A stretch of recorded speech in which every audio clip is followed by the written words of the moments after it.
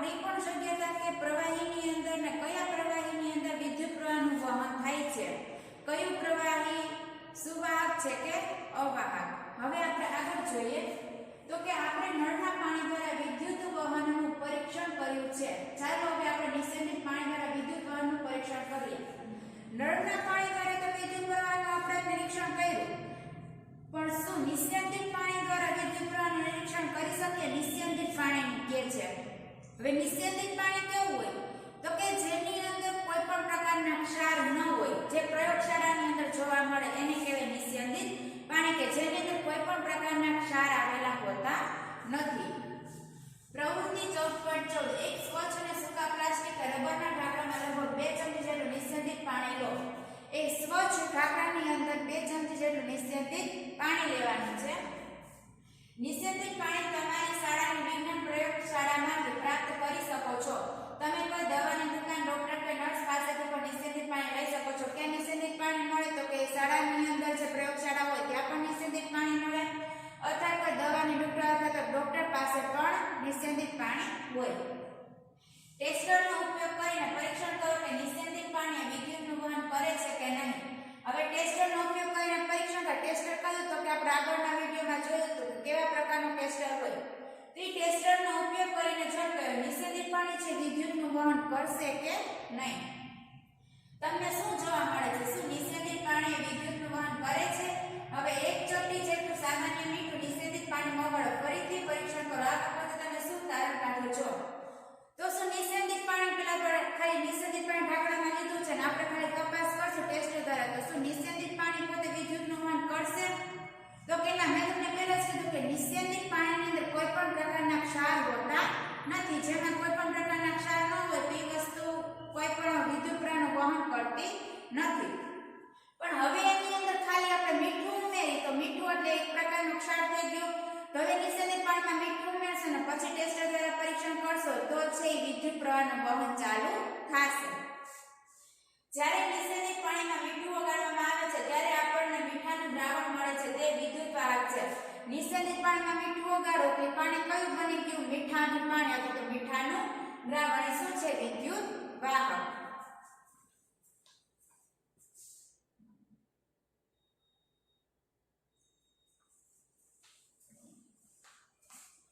જે પાણી આપણને નળ, હેન્ડપંપ, કુવાઓ અને તળાવોમાંથી મળે છે તે શુદ્ધ હોતું નથી.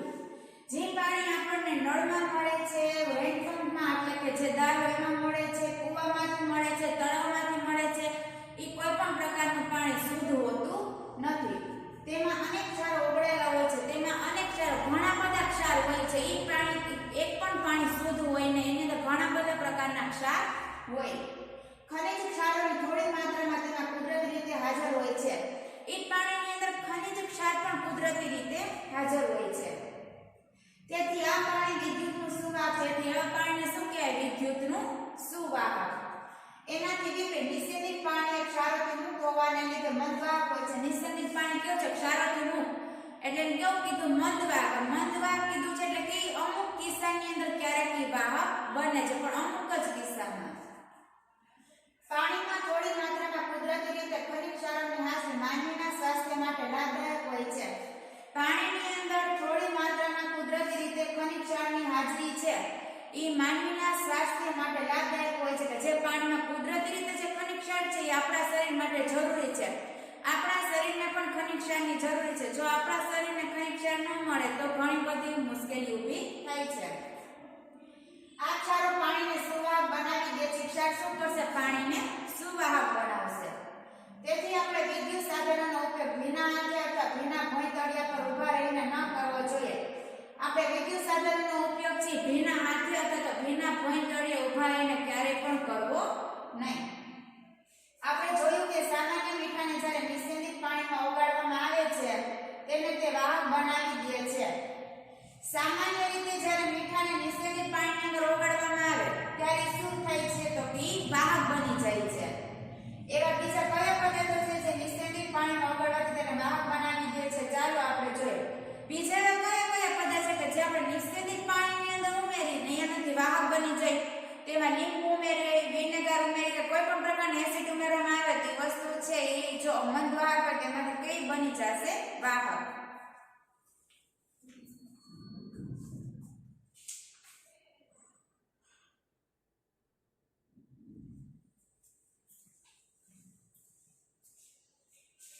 ચેતવણી આપી છે હવે પછીની પ્રવૃત્તિને માત્ર તમારા શિક્ષક કે માતા પિતા કે કોઈ વડીલ વ્યક્તિની દેખરેખ હેઠળ જ કરો કારણ કે તેમાં એસિડનો ઉપયોગ સામેલ છે. જે પ્રવૃત્તિ છે એ કોઈ પણ વડીલની હાજરીની અંદર જ કરવાની પણ તમારે ઘરે આ પ્રવૃત્તિ કરવાની નથી.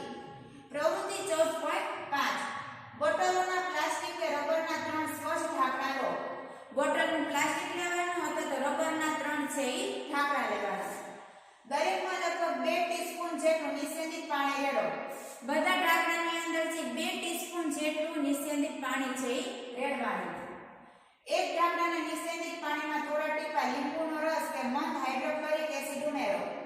એક ઢાંકણાની અંદર નિષેધિત પાણીમાં થોડા ટીપા લીંબુનો રસ અથવા તો મંદ હાઇડ્રોક્લોરિક એસિડ.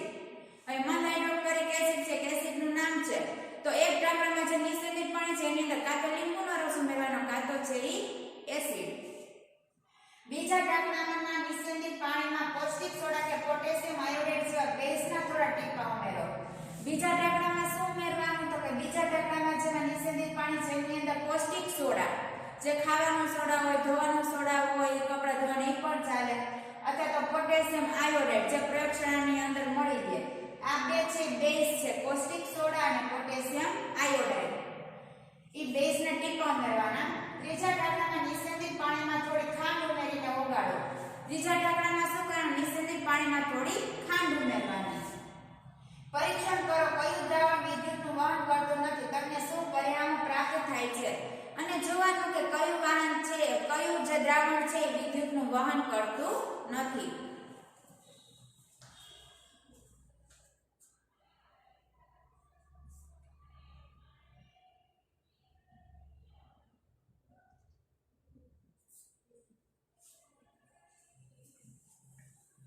વિદ્યુતનું વહન કરવાવાળા મોટા ભાગના પ્રવાહીઓ એસિડ બેઝ કે ક્ષારના દ્રાવણો હોય છે. જે વિદ્યુતનું વહન કરવાવાળા જે મોટા ભાગના દ્રાવણ છે શેના બનેલા હોય તો કે એસિડના બેઝના અથવા તો ક્ષારના. એટલે કે એસિડ હોય બેઝ હોય કે ક્ષાર હોય આ ત્રણેય વસ્તુ છે પોતે વિદ્યુતનું વહન કરે છે. જ્યારે કોઈ વિદ્યુત દ્રાવણમાંથી પસાર થાય છે ત્યારે શું તે દ્રાવણને કોઈ અસર કરે છે? વિદ્યુત પ્રવાહ કોઈ વિદ્યુત દ્રાવણમાં કોઈ દ્રાવણમાંથી પસાર થશે તો દ્રાવણમાં કઈ અસર થશે? એના રંગમાં કઈ ફેરફાર થશે કે દ્રાવણની અંદર કઈ પણ બીજી કઈ ફેરફાર જોવા મળશે તો કે હા. તો આપણે આગળ જોઈએ અને આ પ્રવૃત્તિની અંદર જે આપણે ત્રીજા ઢાંકણાની અંદર જે ખાંડ ઉમેરેલી હતી તે ખાંડની અંદર વિદ્યુત પ્રવાહનું વહન થશે નહીં. હવે જોઈએ 14.2 વિદ્યુત પ્રવાહની રાસાયણિક અસરો. વિદ્યુત પ્રવાહની રાસાયણિક અસર આપેલી છે. ધોરણ 7 માં આપણે વિદ્યુત પ્રવાહની થોડીક અસરો વિશે શીખ્યા હતા. શું તમે અસરોની યાદી બનાવી શકો? વિદ્યુત પ્રવાહમાં કઈ કઈ અસર થાય ધોરણ 7 ની અંદર આપણે ભણી ગયા છીએ તો એની આપણે યાદી બનાવવાની. જ્યારે વિદ્યુત પ્રવાહ કોઈ વિદ્યુત દ્રાવણમાંથી પસાર થાય છે તો તે શું અસર ઉત્પન્ન કરે છે ચાલો આપણે જોઈએ. વિદ્યુત પ્રવાહ છે કોઈ વિદ્યુત દ્રાવણમાંથી પસાર થાય ત્યારે એમાં શું અસર થાય એ આપણે જોવાનું છે. તેના માટે છે પ્રવૃત્તિ 14.6.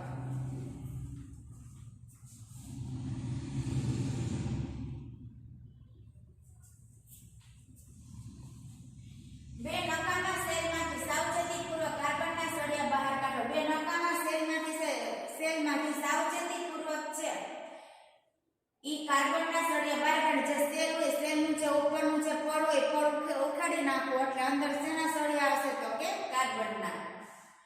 તેમની ધાતુની કેપને કાચ પેપર વડે સાફ કરીને તેના પર કોપરનો તાર વીંટાળો. ધાતુની કેપ જે સેલની માથે જે ઉપસેલો ભાગ હોય ને ઈ ધાતુનો હોય અને એની માથે છે ઈ કોપરનો તાર વીંટાળવાનો છે. પણ પહેલા ઈ જે કેપ છે જે ભાગ આપ્યો છે એને કહેવાય ધાતુની કેપ. ઈ કેપને પહેલા આપણે વ્યવસ્થિત કાચ પેપર વડે સાફ કરવાની અને ત્યારબાદ એમાં આપણે કોપરનો તાર છે ઈ વીંટાળવાનો અને તેમને બેટરી સાથે જોડો. અને કેના સાથે જોડવાની તો કે એને બેટરી સાથે. આ બે સળિયાઓને આપણે ઇલેક્ટ્રોડ્સ કહે છે. બે સળિયાને શું નામ આપ્યું તો કે ઇલેક્ટ્રોડ્સ. એક છે ઈ વાસણ લેવાનું છે કોઈ પણ કાચનું પાત્ર લેવાનું એની અંદર બે સળિયા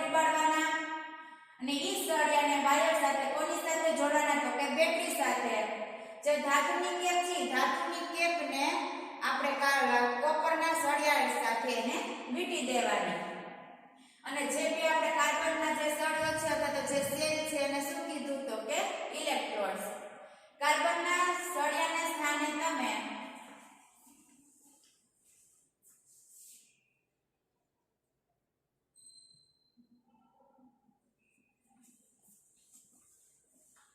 કાર્બનના સળિયાના સ્થાને લગભગ 6 સેન્ટીમીટર લાંબી લોખંડની ખીલી પણ લઈ શકો છો જો સેલ ન મળે તો સેલની જગ્યાએ લોખંડની 6 સેન્ટીમીટર લાંબી ખીલી પણ લઈ શકાય કોઈ કાચ અથવા તો પ્લાસ્ટિકના ગ્લાસમાં 1 કપ જેટલું પાણી રેડો કોઈ કાચ અથવા તો પ્લાસ્ટિકનો કપ લેવાનો એની અંદર 1 કપ જેટલું પાણી નાખવાનું પાણીને હજુ વધારે વાહક બનાવવા માટે તેમાં એક નાની ચમચી જેટલું સામાન્ય મીઠું કે લીંબુના રસના થોડા ટીપા ઉમેરો પાણી તો ઓલરેડી વાહક જ છે પણ એને વધારે પડતું વાહક બનાવવા માટે એની અંદર મીઠું નાખવાનું અથવા તો લીંબુના રસના ટીપા નાખવાના હવે આ દ્રાવણમાં ઇલેક્ટ્રોડને ડૂબાડો હવે દ્રાવણની અંદર ઇલેક્ટ્રોડને જે અથવા તો જે સળિયા છે ખીલી લીધી તો ખીલીને ડૂબાડવાની હવે આ દ્રાવણ ઇલેક્ટ્રોડને ડૂબાડો ધ્યાન રાખો કે કાર્બનના સળિયાની ધાતુની કે પાણીની બહાર રહે જે પણ તમે સેલને ડૂબાડેલા છે કાર્બનના સળિયાને ડૂબાડેલા છે એની જે ધાતુની કેપ છે એ પાણીની બહાર રહેવી જોઈએ એ કેપ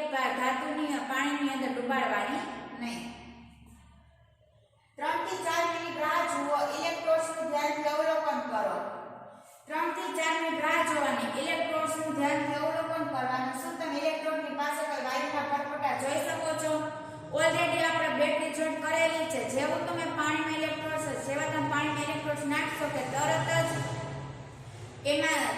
એનાથી વિદ્યુત પ્રવાહનું વહન શરૂ થશે થોડીક વાર માટે રાહ જોવાની ઇલેક્ટ્રોડ્સની પાસે આપણે વાયુના પરપોટા થતા બુડબુડિયા થતા હોય એવું જોવા મળશે બુડબુડિયા શેના હોય તો કે એમાંથી વાયુના પરપોટા ઉત્પન્ન થાય છે શું આપણે દ્રાવણમાં થતા ફેરફારને રાસાયણિક ફેરફાર કહી શકીએ છીએ એક પ્રકારનો રાસાયણિક ફેરફાર છે કારણ કે પાણીમાંથી જે વાયુ ઉત્પન્ન થાય છે વાયુના પરપોટા ઉત્પન્ન થાય છે કેવો ફેરફાર છે રાસાયણિક ધોરણ 7 માં શીખી ગયા રાસાયણિક પરિવર્તનની વ્યાખ્યાની યાદ રાસાયણિક પરિવર્તનની વ્યાખ્યા શું હતી તો કોઈ પદાર્થમાંથી આપણે કઈ નવો જ પદાર્થ મળે એને કહેવાય રાસાયણિક ફેરફાર તો અહીંયા તો પાણી હતું એમાં મીઠું નાખેલું હતું તે મીઠાનું દ્રાવણ હતું અથવા તો લીંબુનું રસનું દ્રાવણ હતું પણ એમાંથી વિદ્યુત પ્રવાહ પસાર થવાને કારણે આપણે એમાંથી વાયુ મળે છે વાયુ ઉત્પન્ન થાય છે તો કંઈક નવો જ પદાર્થ થઈ ગયો તેને શું કહેવાય રાસાયણિક ફેરફાર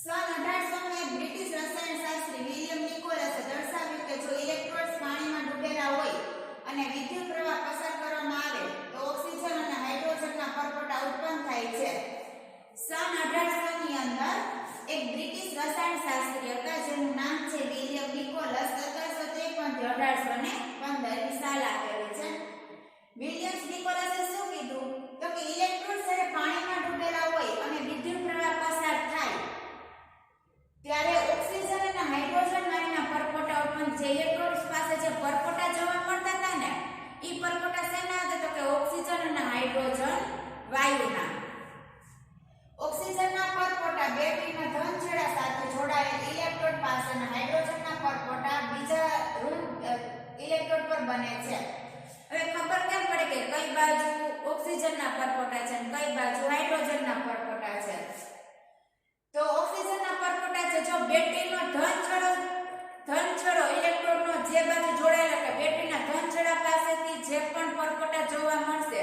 એ ઓક્સિજનના હશે અને હાઇડ્રોજનના પરપોટા છે ઇલેક્ટ્રોડના ઋણ છેડો બેટરી સાથે જ્યાં જોડાયેલો હશે તો ઈ છેડા ઉપર કેના પરપોટા જોવા મળશે તો કે હાઇડ્રોજનના એટલે કે ઋણ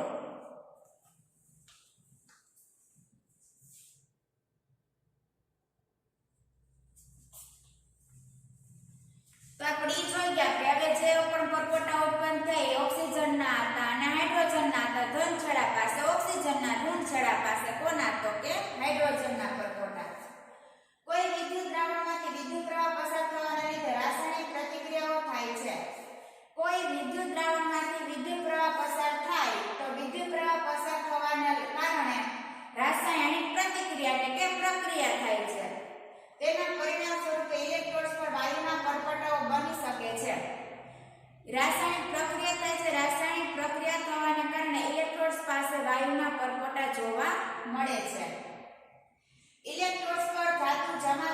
જોવા મળી શકે છે. ઇલેક્ટ્રોડ ઉપર ધાતુ છે એ જમા થતી જોવા મળે છે.